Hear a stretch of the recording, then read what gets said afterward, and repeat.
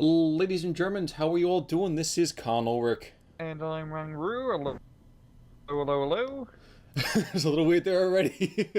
But did you know it's Rangru and me? You know, guys, it's time for some more Steel Division Normandy 44. Today is a special game, the final game in a recent tournament from Countdown Gaming. Rang, who do we have? Well, on the left-hand side, in blue, we have Cadilakor as the 3rd Canadian Mechanized Division. And on the right-hand side, we have Fussel playing as the 91st Luftlande Division. Now, this is point to Hawk, but maybe before we get to that, so I said already this is a tournament, so Rang, take us through what was going on with this tournament. What was going on recently? Well, the tournament was pretty much taken quite a while, over a month to finally complete, because it wasn't over a weekend, it was just whenever you want to play.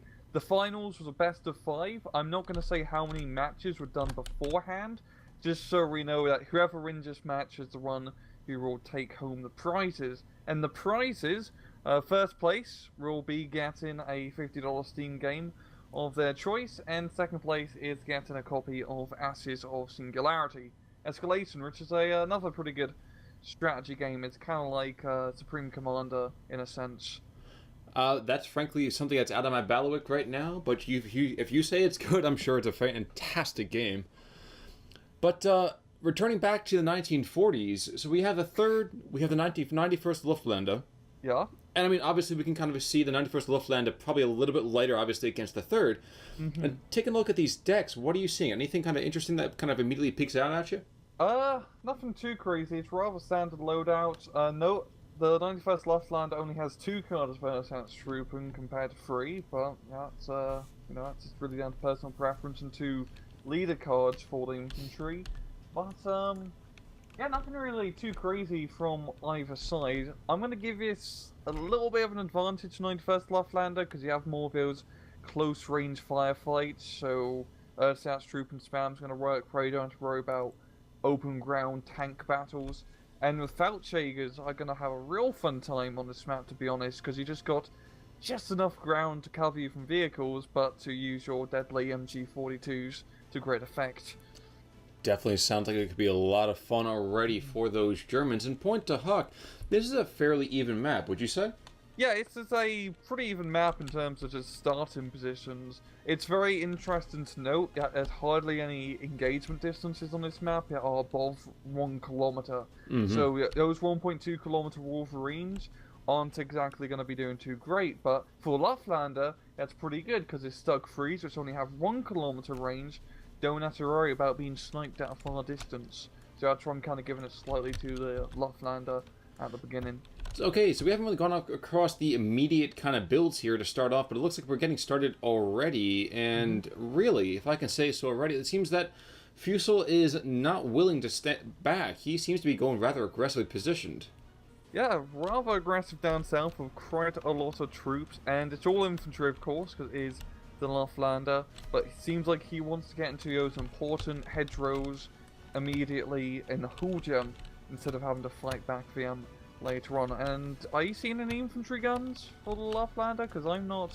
I don't think I am, no. I think maybe 1 or 2 up north. But that is frankly about it. I'm actually surprised they're rolling as light as they are. Yeah, I mean, you know, those AT-18s are very, very good. I mean, they're a little bit nerfed now. Oh, don't say something like that. Come on, you gotta give them a little bit of credit. They're still pretty decent, you know, for the price. I mean, it's a gun that goes boom at long distance. What more do you want? True, that's true. So one thing we didn't really touch on, actually, and you mentioned it sort of before, is that you said the Ersatztruppen are going to do rather well against these rifles. Now, stacking up an Ersatztruppen against a rifle over for the 3rd Canadians, what kind of matchup? How, like? Well, the Canadians were in just an outright firefight, but the Ersatztruppen are just fantastic at being shot at. They're very good at just being shot at. So the Feldjägers can come in and usually finish up the job, because those rifles at long range against Feldjägers aren't going to have a good time. If the rifles can get in close, though, they got... Yeah, I get one SMG, it's not the bloody British one, so... True, I know. True. Now, not to cut you off, but we did just see a Typhoon come in and bomb one of those 450mm mortars already out of existence, pinning down pretty much the entire German support squads here. But despite that, looks like the Germans have taken the town. I'm sorry, please go back to what you were saying. But yeah, I know, I kind of just give it to the SS-Troopen because they're cheaper. You can get 2 SS-Troopen for essentially 1 rifle, I believe. Yeah, rifle. About 1.5, yeah. Okay, I mean, 1.5. Okay, they're 15 points, my bad. Yep. But, yeah, it just works better, that whole spam dynamic with the FSJs. But losing that support column there is definitely going to do a little bit of a blow. The mortar's being forced to fall back now. True, and actually we're seeing a Wasp coming in as well. And this thing, now, the Wasp itself doesn't have a crazy range. I mean, if you look at it, it's what, about 160 meters? 260 meters. Yeah. So he will be out of range of those Faust and even those kind of hand grenades, but will that really be enough? I think for Luftlande it's a great idea because...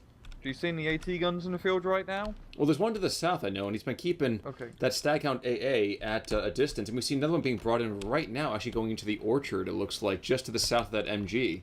Oh, okay, there we go. So, I know the Wasps are pretty decent. They're nice now because they're 30 points compared to the previous patch where they were 40. And they can just burn up the infantry and try to have that advantage against those Feldjägers. The Wasp can bring that in, but with this AT gun coming in up north, I don't think it'll be able to do too much because it's a bit of a open engagement area. Definitely sounds pretty accurate. Now, we are seeing it's a 50-50 split. It was 51-49, just barely in favor of Fussel, but he's getting shoved back in the north by snipers and just 1 squad of rifles. Looks like they might even be taking out that, Force of Surrender. Yeah, those 2-man sniper squads are really nothing to scoff at, as you can see. Not anymore, anyway, that's for sure. Wow. Yeah, that's a nice chunk of ground up north, which is really giving that +1 point advantage to Caddy. Now, I might be wrong here. Look, the Staghound AA in the south, I think, just got hit by maybe a pack and now is trying to shift back further north. In the center part of the field, it really doesn't look like the 91st is really being too aggressive here. And indeed, that's allowing Cadilakor to get a 52-48. Though we are going to see some motorcycles coming back into the northern side, at least for a couple of seconds anyway. I can understand not pushing any more in that center area, as it is just a lot of open ground, which wouldn't benefit the infantry play for Fussel. But yeah, he does need to start gaining some ground too, preferably recapping his northern sector. Now, I do want to mention as well, the Wasp did go down. It got hammered, I believe, by that AT gun. No, it didn't. Who the heck hit that? Maybe, I think... Hands up there. Oh, okay, yeah, there we go. That can definitely... 250... I always fit this in 250 meters range. It's just enough to reach out and touch somebody there. But, might be a little bit concerned for the Germans. We do see a 25-pounders being brought on in, and he can pound that town flat. And in fact, that's exactly what he's trying to do right now. Yeah, it's a good choice because it is all soft targets when you're fighting against 91st Luftlande. So having the artillery on the field, especially a fast-firing 25-pounder, can really make quite a difference. True. And I mean, and the Germans don't really have a whole lot they can reach out at that range right now, do they? No, in B phase they can start getting those ZIS-3s and other large Russian artillery guns, but for now, unless he's got an A phase ZIS-3, not exactly much. You see his infantry squad just rushing down the north, don't you? That's true, and there's actually the 6-pounders right there, so the air assault trooper might be able to rush the anti-tank gun. And while I wouldn't say it's going to do too much, actually being in that garrison, that's quite a little bit of a thorn in the side, I would suggest.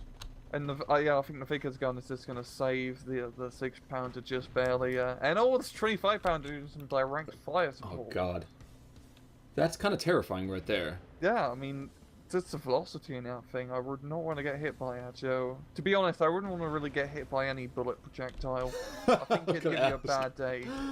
I was gonna ask. Now we are seeing very tentative advancing in the south from Fussel. Indeed, it's actually moving Fallschirmjägers down and through the woods. And like we were saying before, actually, definitely as you were saying before, a Fallschirmjäger is worth its weight in gold, especially against these riflemen here. And it doesn't look like there's going to be any air support being levied to the south. And instead, a Typhoon's going right back to the north, going after a Fallschirmjäger in the center part of the field. Bombs away, but not taking out that squad. But he's going to be forcing it to fall back. And this is a pretty good use of air power here from the early game from Caddy. I mean, it's quite funny considering 91st Luftlande is running Infantry bringing out all the bloody planes. But it's doing rather well for him right now, sort of keeping in the game. And I do want to note, we actually got the BMW up north, the goddamn bike. He's using the bloody bike. Yeah. That's style points right there. You can't even argue with that. That's a style. I know, decision. it's like Steve McQueen, my mate. It's been a long time since someone has mentioned that movie, but thank God it was you. I'm happy to hear that. Yeah, it's a Christmas tradition in England watching The Great Escape. I'm not even joking. It shows on like quite a few channels. Well, in that case, then we're gonna dedicate this game to the 50 men. Yeah. But oh my gosh, it does look like the Germans have actually broken out in the south. Good God, look at that. Jeez, 54 to 40, 53 to 47. That Staghound is trying to get himself a little bit more control here. But I think this Pack 36 is going to get a nice little shot in just a minute on the Staghound. And yeah, you can see him already. Oh yeah, he can. And will it go down? No, not quite, but I think one more shot will do it. What? It is 5 AP. You gotta give it. Yeah, that's pretty much. But it's rear armor. But it's rear armor. Rear? Oh damn! I didn't even see it. And it bounced, for Christ's sakes. Okay, yeah, that is a bit. I mean, wonky? It's still like a chance. Oh yeah. Well, the last 50 millimeters going down to the southern side. Rifles trying to support this Staghound, but it looks like we are seeing Fallschirmjägers sidle on down from the middle part of the battlefield. And that'll probably be enough to really blow this wide open, I would say, for Fussel in the south. Yeah, I mean, he's got a lot of ground now. It's nice terrain for him once he broke through all these tree lines within line of sight. I feel like he's going to need some sort of vehicle or tank to really take full advantage of this southern breakthrough, essentially. Very, very accurate. Did we mention the Ram 2 right up by that town, that same arterial right there? No. No, we have not mentioned the Ram. And there's a Pack 40 hanging out just to the east, that way back down further on this road. But I think he has the right idea, hanging back and defilade, waiting for that tank to come closer to the town center. Yeah, and also you gotta realize, Ram can't exactly do much. It has a single machine gun, and that's really it for infantry support. So it's not that scary in terms of its firepower. It's just being there is a bit unsettling, I could imagine. Very, very accurate. Now, we're coming up to Phase B in just a few seconds here. I do want to mention that those Ersatztruppen that we thought that were going to get reduced are only finally getting forced to surrender. So they held that house for a good 4 or 5 minutes there. Yeah, that's pretty... I mean, Ersatztruppen, people underestimate, and they can survive quite a bit, those guys, considering the price. True, and indeed we're actually going to see that Fallschirmjäger coming down to pick up one rifle squad and probably the second one as well. But let's shift tracks over here. So Phase B's coming up in 8 seconds now. We've both taken a look at the decks. What are you expecting out of them? For the Canadians, they start to get just a few more rifles, some proper tanks such as Shermans, and more planes and artillery. For Luftlande, start getting some Stugs now, which is going to benefit him quite a bit. A lot more plane options with Messerschmitts, B1, Fockerel bombers, etc., etc. And mortars, Mortar 2 will definitely help dealing with that Ram in the northern side. I was going to say, not to cut you off, but at the same time, we did just see Pack 36 in the southern tip of that, was this southern kind of flank, drawing out a bombing run. It looks like from this Typhoon. He took out a Wasp, and that Staghound AA being brought on in. Well, he doesn't have to worry about that anti-tank gun anymore, it looks like. But other than that, the Canadians haven't cleaned up. There's nobody behind enemy lines at the moment here. And the Germans are holding strong, at least all across the battle space, I guess, unless we're talking about right at that coast. But I'm sorry, where were we before that? But no, that's pretty much my point. There's a few more tanks on either side. We really should expect Fussel to start bringing out some planes now, because you need planes to win the 91st Luftlande. True, and honestly with the Henkel 129s that he's got, he really should be able to beast any single plane he wants to, any ground attack vehicles he wants to. I mean, the Ram 2, you can get a very nice side shot on it. It's not real AA to really stop him. Of course, there's a few Typhoons and planes, but if you get a fighter of your own, it's not too scary. Sounds about right. So Mortar 2 coming down to the south, even as Opel Blitz are coming up to the northern side. And the Sniper Scouts only have 3 rounds left, so we might see a suppression or two for a couple of seconds, but those Sniper Scouts are going to rapidly run out of firepower any moment. Yeah, I mean, it's pretty amazing it kept them alive for so long. You gotta realize, every time a sniper shoots, it pretty much gets a confirmed kill, so that's quite a lot of kills he potentially got. So definitely worthwhile, yeah. But now as we see, he's starting to get pushed back. He really has no meat to his potatoes. And once he loses this, he's going to start losing his +1 point advantage. Now, honestly, I never really knew this. Do Canadians really have the meat and potatoes kind of diet? I might have been wrong here. I thought it was a German thing. No, but, well, we do. Well, they do have the meat and potatoes, but you also got to throw in a bit of cheese and gravy with it too, so you have a bit of poutine to change it up. And see, that's what I was waiting for, is to hear more about that gravy. But okay, good to hear. Yeah, you can't just eat a potato raw. That's what the people in Prince Edward Island do. Oh, okay. And we don't talk about them, do we? Oh no, that's relieve them to their own business. Nice island, just relieve them to their own business. So we are going to see a Staghound AA has actually pierced the German south. I didn't even see how the heck they lost all those guys down there, but this Mortar 2 coming on up should be more than enough, I think, to take out that vehicle there. Yeah, if it gets a good one-on-one engagement, but if a Staghound can flank around, you can definitely stun up, yeah, little Mortar. But that's pretty funny, because that whole southern flank just completely folded. Because that one crappy AT gun got blown up, and there's nothing else yet. True. Very, very true. Now, we are going to see munitions truck finally being brought on in. That 25-pounder is running out of steam here. But by the same token, we're seeing that converted Zis is coming back the other direction. Actually, excuse me. No, a 396. That's 122 millimeters. That's the bigger, I don't know, D30, some other Russian gun. Oh, no, it makes big booms, and it's Russian. Very accurate, and in fact that's got a better armor pierce value in the first place. And actually I think might be a better HE value too, isn't it? It's 23 Oh my god, yes, yep. Way better, worlds better. Yeah, but you also got to realize 25-pounder does also shoot faster, so it's a risk reward essentially. True. You want fast gun or slow gun with bigger boom. True. I like slow gun with bigger boom, I'm not gonna lie. I was gonna make the same comment myself. I was gonna say, you know what, I'm fine shooting slower as long as I can blow up what I hit. Yeah. But it does look like maybe you're going to have the Typhoon going after them. No, that Typhoon just wants to pound that town center. Oh, good hits. Good hits. But we are seeing now from the Germans a Focke-Wulf coming on out. It doesn't look like he's going to get a lot of usage immediately. And indeed just taking ground fire from that Staghound. So shockingly enough, the Staghound has not been picked up by that Mortar 2 just yet. Probably the Mortar 2 wants to give him a couple more moments of life. Yeah, I mean, we've got this Foulchaker squad seems like going to be rushing the Staghound. Not the best idea in terms of an open field engagement, but that's really being a thorn in the side of Fussel's flank here. At one lone Staggy. True, but he has collected up the rest of that territory. So it's 54-46. And it seems that every single time some Canadians get sent towards his lines, they get pinned down and get forced to surrender. Yeah, it definitely seems to be the case so far. I mean, his northern, town assault isn't going too well, but I'd argue because a Ram 2 is not exactly the best fire support vehicle. Well, we did just see that both of the anti-tank guns protecting the town have been taken out by one very lucky bombing strike. So that's a bit of a bummer. Yeah, wow, actually that's a massive bummer. Opening the way, it looks like, for this Humber to kind of move on in and be annoying, if nothing else.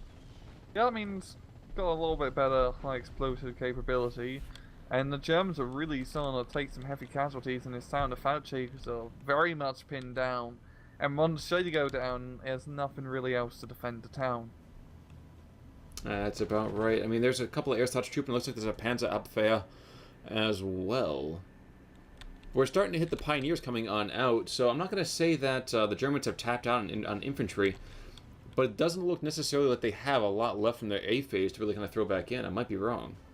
Yeah, I mean, they used up quite a bit. I haven't counted too many Foulchakers. He probably has at least one or two up his sleeve, but considering there's another 20-odd minutes of this match, you know, that's going to be rather tough. But same thing for the Canadians, because, well, they get more rifles, but they're much more disposable too, and he's lost quite a few rifles this match.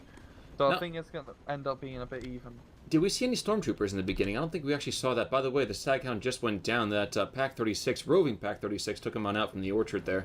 There's some stormtroopers on the southern flank. There we go. Kind of helped clear it up a little bit. But they're not in the best position now, as that's not exactly 100-meter engagement distance in that open field area.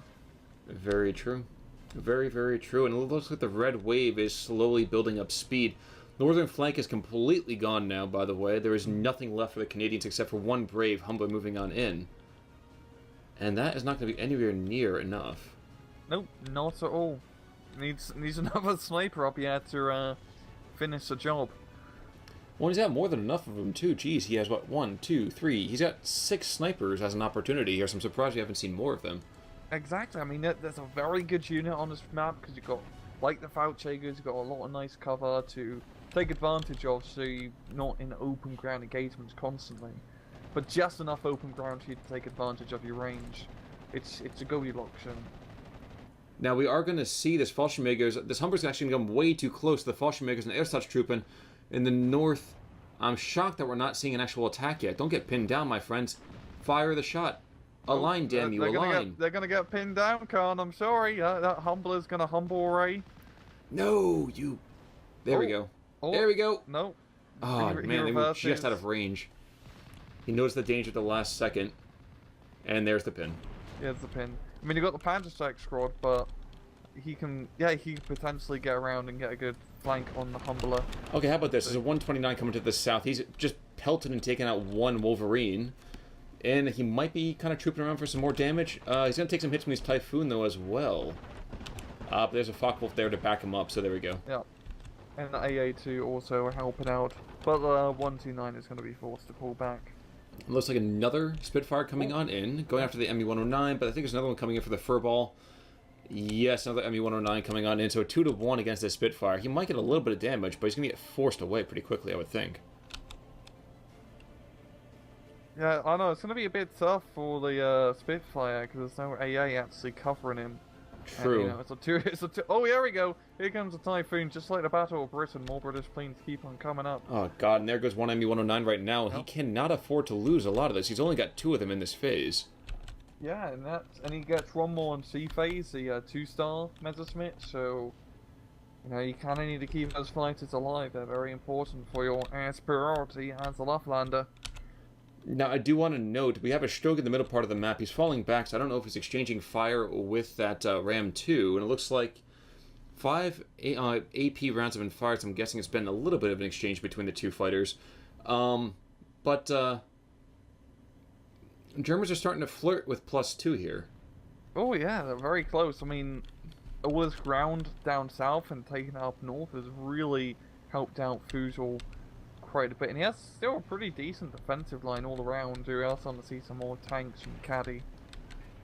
Now, shockingly enough, that town I think still has pretty much all the original squads that were there in the first place. Yeah, barely. They're still there. That's the important thing. Ammo. Like Stalingrad. That's definitely accurate. So Shreks in the meantime, they got that 250-meter range, and yeah, that Humber's going to go right into their LOS here. So I gotta get in on this. Aligning and shot. There we go. There we go. That's how you do it, boys. Well done. Dude, you have Sherman up north, and Sherman and rifles would be a pretty good combo to try and clear out that field. And I'm thinking for the Canadians, they really need to start just ripping out the tanks and try to get that tank advantage, because Sherman's on this map, 1 kilometer ranges, is going to have a lovely time. And there's nothing really too scary from the Germans. The mortars can't take advantage of the range. There's a few Pak-40s, and it's still out B-Ron on the field. But we are up to Phase C right now, so take us through that. What are we seeing? Nothing really too crazy. I can see some Achilles, I don't exactly see the purpose of that. And Firefly, same thing. You don't need to knock out any Tigers against the Luftlande. But neither side is exactly C-phase heavy. I mean, we've got a bit of off-map here from 91st Luftlande and some heavy mortars, but apart from that, nothing too crazy or too beneficial. Both sides are very A and B phase for their infantry choices. By the way, Ram 2 Stug, well, it seems the Stug has dehorned the Ram. That guy just blew up just outside of the town. Good kill. And I'm wondering, what does he see now? He sees the Staghounds. Oh god. Why do you have 2 Staghounds right next to each other in the open like that?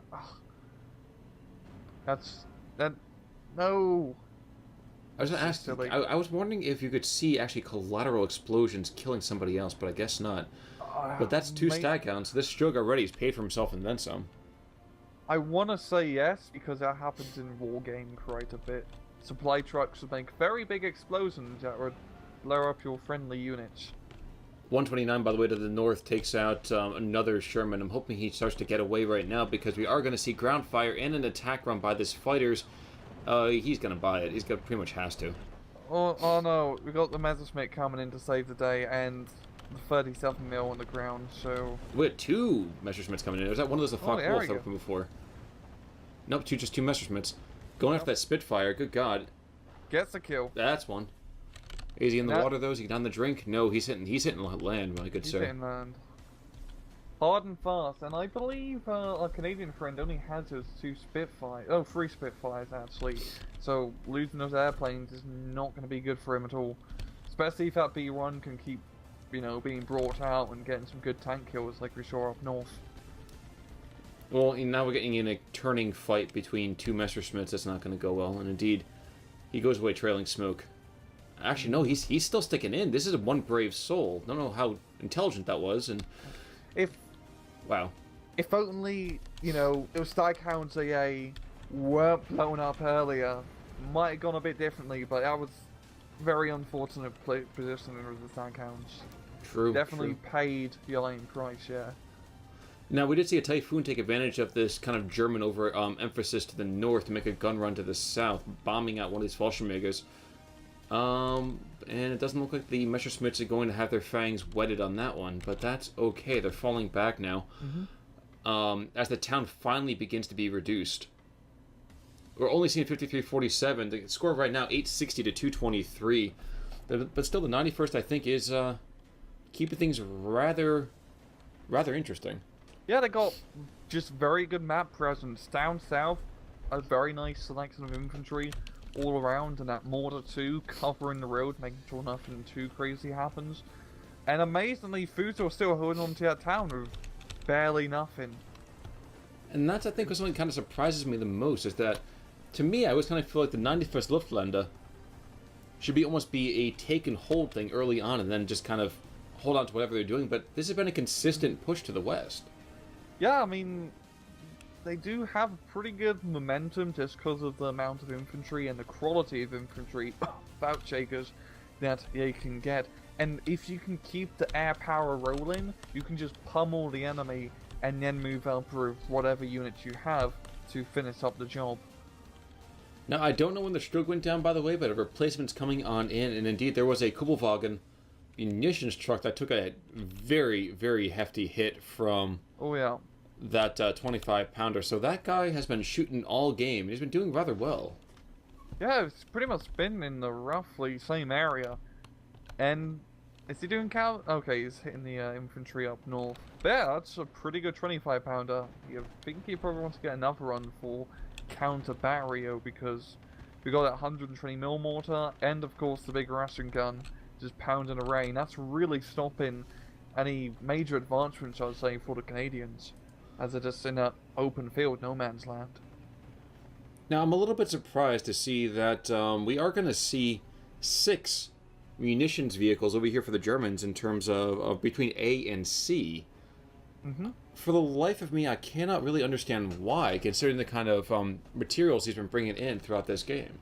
Like you wouldn't need that much, because on one hand, yes, but on the other hand, when you play Luftlande, it's this horrible middle ground dilemma, because you can get A-phase Kubelwagens, and then you got C-phase Opel Blitzes. You have nothing in B-phase, nothing really, you know, substantial. So if you just take the Kubelwagens, right, you will run out of supply if you use an artillery. But if you just take the Opel Blitzes, you have no supplies till C-phase. It's this really horrible choice that you have to make, and usually the best run, the costly run, is to take both. But if you take both, you're probably not going to even use that much munitions, because that's just a bit overkill for Luftlande, I'd say. That seems accurate to say. So the new Strug came in, by the way, killed a kangaroo, and then a 17-pounder whooped him. And we're actually having 2 Crusaders moving on in. So these are very, very bizarre AA tanks coming on in. They with what, dual 20 mils? Yeah, dual George 20 really mils. knows. So they're gonna make Yeah, yeah. cash or whatever exists left in that town. And there's no AT from the Germans at all on this northern side, so maybe his Crusaders is going to be the supply support they need. You know, if he gets a little bit too close, I mean, Abra's there, it's one man, one Panzerschreck, can he get the job done? Well, if not him, we still have the Fallschirmführer behind. Now, he does have to get within 100 meters to get that kill. But, you know, if you believe, I suppose. Yeah. £17 against strafes here by the 109s, and I'm not making too much progress. I feel like Canadians need another infantry unit or two to maybe try and take his town area. You know, the Crusaders, as you can see, are just going crazy with their machine guns or autocannons. Well, we are going to see that there's a German death squad moving behind the front lines here with a Fallschirmjäger, Fallschirmführer, and a Pioneer squad gunning for that anti-tank position. Even giving up their own territory so that way they can actually push out there. How do you feel about that? They can definitely make some good flanks here. You got the orchard, you know, allowing you to get around. But just look at his Crusaders. They just barreled through, and the Abra could not get line of sight. If you just look at its position, it's just barely out of range, essentially, because a bloody building. Oh. Well, we did just see one of them has an engine destroyed. Yeah. That's one dead. Okay, this is the hero squad. Silly. This is the hero squad. This is the one we've been waiting for. This is the MVP of the match right here. He's got this. There we go. Oh god. What's his name? Okay, Jan. Jan. You, sir, are a god among men. If you're gonna die right here because of Rifle Squad, but you are a god among men. They will sing songs about you, sir, for the day that we destroyed the 2 AA tanks. How? That's okay. You do not rush. You do not rush up tanks like that. Not when you know there's there's anti-tank positions. Even if you don't, that's just, they could have been, you know, Panzerschrecks or Panzerfaust in this forest in front of him. Fortunately, they were just behind him, and honestly, that was really good positioning with the Abwehr squad, keeping them hidden till the moment when they are needed, so you can move them up to get the Panzerschreck shots. That was lovely positioning. Now, I do want to say, basically, it was how do I put this delicately? Well, if you want to be super cold and say that nothing is more important than just taking, efficiency trades, a 45-point squad just killed 160 points right there in about, what, 10 seconds? Yep, that's good efficiency, man. That is beautiful. And the Abra already killed a few other things. I'm looking forward to see its kill list after the match. That's true. That's true. Actually, I think wasn't he the one that killed the ram? No, that was the Stug. It killed a rifle squad and maybe another tank or two, but Renault later on, of course. Of course. Now we have I think the last Stug from the German army. Oh no. Sorry, he's got 3 Stug Gs over here for Phase C. So I think this is one of those 3 trooping on across. But you seemed like you were going to make a comment. What you got, Ryan? I know. I mean, the Stugs are going to be pretty round. He still has mortars, so he has tank advantage still. Or, you know, tank capabilities. The Canadians, I mean, he's got another Sherman or Ram 2 being brought up north. And it really just looks like they're not looking too great. They're getting pushed back quite a bit. And the Germans have quite a bit of air power. Well, it certainly seems that the Germans, it's their fight to lose, it looks like. Now, we do want to note that just in the middle of, oh my god, this Fallschirmjäger squad again. This is another god among men. He just killed 2 vehicles by himself as well. And this is what makes these guys so elite. Dear god, he's taking on 4 different combatants and he's sending them packing. To put it in perspective, at 300 meters, the Feldjägers can dish out, I'm doing the math right now, 14 HE at 300 meters. Those rifle squads can only dish out 4 HE at 300 meters. Rather big difference. That's why the Feldjägers are so bloody deadly. True. Now, snipers in the meantime do force them to fall back, let's call it delicately. And right now it's a foot race. Can the Fallschirmjägers get away before they get forced to surrender? Okay. Steve McCreen tried to do another breakthrough up north, but he got shot up by a Bren gun. But yeah, looking at the Feldjägers, really, run back home. Oh, By the way, the town has finally fallen in favor of Cadilakor here. But what's really left in that town? It's a cup. Ooh! wow. I was too close to that Bloody tank when it hell, blew up. I B3. didn't even see the 129 come in. Yeah, that was. I mean, that was the first shot. Yeah, that was one shot from the B3. I mean, that's a pretty good hit. It usually takes a few to finally get the kill. By the way, we do have a SD44 up to the north, so this guy, basically a point and click, probably the closest the Germans will get, outside of like a Sturmtiger or something like that, which of course does not really exist here, to any kind of Avra, but dear God, that thing by itself can turn the tide to the north. Yeah, it does have that 1.2 kilometer range, which is deadly, as you can see. Yes. When it's only rifles to shoot at, you know, it's a target-rich environment. Now, I would like to see the 396 going up against this Wolverine, but I don't think that's going to happen, which is a damn shame. And by the way, the Fallschirmjägers, the hero Fallschirmjägers, well, they got forced to surrender, but they are being avenged right now by the Stroke 3. Yeah, I'm just looking at some Fussel just as good map control. He has a tank in the south, tank in the middle. Well, he has the Wolverine he has to deal with Stu, but even though he lost that town, he held on for it for a significant amount of time, and he still has the point advantage because he managed to take advantage of this southern and middle area. Panzerschreck squad to the south, by the way, takes out another Humber, and in turn, that 17-pounder takes out the Stug G. So, armored vehicles for the Germans have not had a whole lot of luck on this map. Now, I mean, that 17-pounder alone has already got quite a few kills. Another unit you want to check in the kill feed, yeah. Lazat. But in the same time, you know, Fussel has been using Panzerschrecks really effectively. Not just the hero Abra, but we got Panzerschrecks down south. We had the Panzerschreck up north, of course. It's just very good use of those rocket launchers. And playing Luftlande, you need to be able to use Panzerschrecks effectively, especially in A phase, as one of your real effective ways of knocking out enemy vehicles. That is certainly true. You see that Wolverine up north? He's I was going in for just going to make that home comment. He's going for a bit of a drive against the cliffs there, and oh my God, the last Steve McQueen's coming on in. But I think this 129 is going to pick him on off. You can't see him, yo. Well, no, he can because it's shooting at him. Oh no, please turn around. Nope. Go for him. There we go. He's setting up for an attack run. This is not going to go well for that poor bastard. Oh yeah, he can see the Wolverine, and if not, Stevie will see him in a minute. Is this... Wait, is he going out? He's okay. He's setting up for the run right now. Yep. I thought for half a He's second gotta maybe he line was it just up. leaving. And there we go. And knock him down. There we go. So 1153 to 333. Cadilakor is being thrashed here.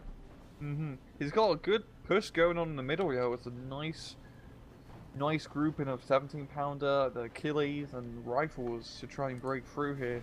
But nothing short of a complete collapse from the Germans is going to do at this point. No, I mean, there's only pretty much 5 minutes left in the match. You need to pretty much get a +2, +3 if you want a chance of winning. I do want to check on Fehrenbach, by the way. I think this guy's gotten 6 or 7 kills by himself. So Jan, Lazat, and Fehrenbach. Who's Fehrenbach? The B3? The B3, oh, yeah. that's correct. Yeah, the B3, and Cadilakor surrenders. GG. So there you have it, 35 minutes and 28 seconds by an end score of 1187 to 333. Fussel takes Countdown Gaming's tournament here with a beautiful, beautiful last game. Yeah, some very good play, lovely use of the B3s, lovely use of the Panzerschrecks, just good micro, and these are 2 very good players. The man has beat everyone else beforehand. So it's just apart from that kind of stupid Crusader rush, some pretty good play. True. Okay, so we're taking a look at that 17-pounder. Not really anything to write home about. A couple of Strugs. The real hero, it looks like, from the Canadian side, is Sinclair. Now, Sinclair, there's just a Typhoon making gun runs. He's did very, very well for himself. Damn, that was... The pack guns, 2 Feldjägers, a Messerschmitt. That's... And 2 Pioneers. And 2 Pioneers. That's some real good use of air power here, but not enough. Not enough. Okay, by the way, you want to see what Jan killed, though? So Jan, 2 Wasps, 2 Crusaders, and a Rifle Squad. Jan. On the Lost side of things. So go to the shooters. He's literally the second damn. entry. Dear God, he did well. Yeah, that's once again, really cost effective. Those Rosps are 30 points each, and the rifles are 15 points. So do the math real fast. That's 210 to 255. I was gonna say your math skills are a little more practiced right now than mine, I would think, but yeah, doing a very good job. 255 to 40, 45. Yeah, 40. That's good trade. Good use of power tracks, and I mean you've got other operators knocking out stag hounds and other things. B3, or was that? Oh, B3, the Fahrenbach, he only has 2 kills apparently, but I thought he got a lot more than that. Maybe there's another one. That's because there's another B3, Mr. Gent. He has Uh-huh. a Wolverine, a Sherman, a Humbler, and a Roth. So That's good use of the air power with Fussel knocking out all those important tanks that the Canadians can bring out. Indeed, indeed. So, any final comments you want to make over there, Rang? No, just a pretty good match from both sides and lovely play from Fussel. Now, I do want to be a couple of minor plugs for both of us, I would hopefully get to say here, Rang. So, folks, Second Wave DLC is coming out on the 21st, so I think by the time this goes up, it'll be Thursday of next week. Yeah, roughly. I know for me, I'm going to be definitely showing off some of it during the day on Thursday. Now, hopefully we'll get some more games from you guys. It certainly looks like it's shaping up to be a fantastic, fantastic DLC. Yeah, it's looking pretty good. I can I can't bloody say it word. I can say it's looking for sure. Good. It's going to be great. it's definitely going to be worth the money. It adds in a lot of fun new units and just fun new gameplay options. And there's also going to be a new game mode coming out soon, and I think it's going to be a rather fun game mode to cast Khan. I'm certainly looking forward to doing some more of that with you there, Rang. So, folks, if you haven't invested in it yet, if you've fallen away a little bit from Steel Division, check it back out. It's going to add a new shot in the arm, and it's going to be great. It really is going to do it. But, at least in case of this particular game, so, Rang, that's enough for me. It looks like this is Con Ulrich. And I'm Rang Roo. Take it easy. Catch you next time.